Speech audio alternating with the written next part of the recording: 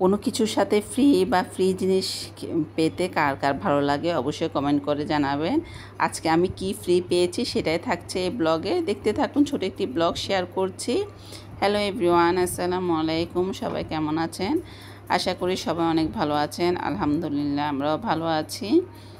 তো আমি কি ফ্রি পেয়েছি সেটা একটু পরে দেখতে পারবেন, পুরো ভিডিও দেখতে থাকুন। দেখতে পাচ্ছেন আজকে একদম রান্না বান্না করব না, যেহেতু সন্ধ্যার দিকে এসেছিলাম বাপের বাড়ি থেকে। তো হুটহাট করে চলে আসা, যেহেতু মেয়েকে রেখে এসেছিলাম। ভাবছিলাম রাত্রে বা শুক্রবারে আসব, কিন্তু মেয়েকে যেহেতু বাসায় একা রেখে এসেছি, ও খাওয়া দাওয়া বা স্কুলে যাওয়া আসা খুবই কষ্টকর হয়ে যাবে, যেহেতু মা না থাকলে বুঝানো তো বাচ্চাদের কী অবস্থা হয়।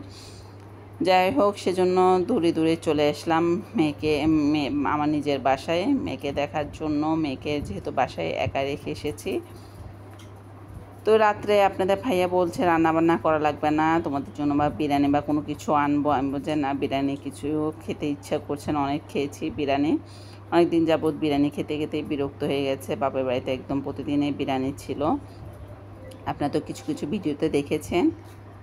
তো সকালে রাত্রের খাওয়া দাওয়া এটা শেষ করার পরে আমরা আর কিছু খাইনি, ঘুমিয়ে পড়েছি। পরের দিন আসলে পরোটা বা চিকেন এগুলো খেলে পেটটা অনেক ভরা থাকে আর খেতে ইচ্ছা করে না। তো সবার পেটটা অনেক ভরা ছিল, সেজন্য আর কিছুই খাওয়া হয়নি।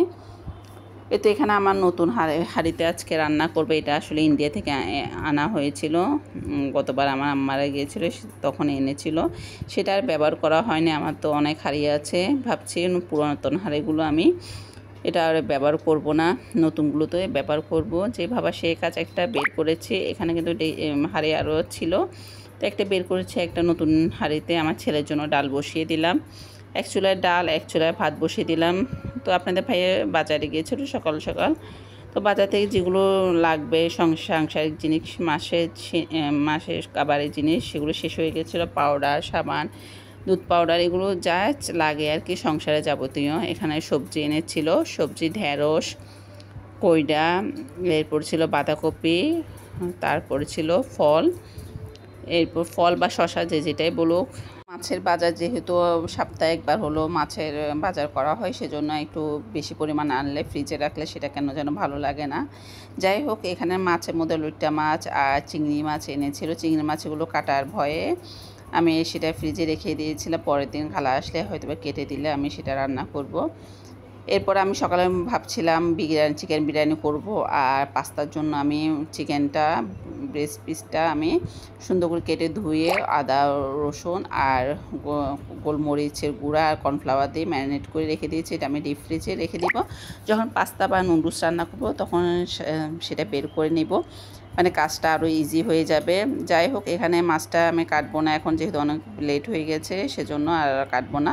লইট্টা মাছটা আপনাদের ভাইয়া কেটে এনেছে বাজার থেকে। এরপর আমি ঢেঁড়স ভাজি করব। এখানে আগে গরু মাংস ছিল, রিলসে আপনারা দেখতে পারবেন আমি কী কী রান্না করেছি। তো ঢেঁড়সটা আমার খুবই পছন্দ, আমার মেয়েও খুবই পছন্দ করে। একটু পেঁয়াজ তেলের পরিমাণ বাড়িয়ে দিলে ঢেঁড়স ভাজিটা খেতে খুবই মজা লাগে।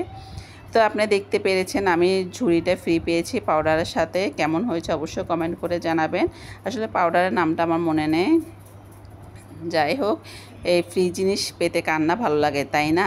এখানে আপনাদের সাথে কথা বলতে বলতে আমার রান্না বান্নাও শেষ। আজকের মতো এখানেই বিদায়। সবাই ভালো থাকবেন, সুস্থ থাকবেন। আসসালামু আলাইকুম।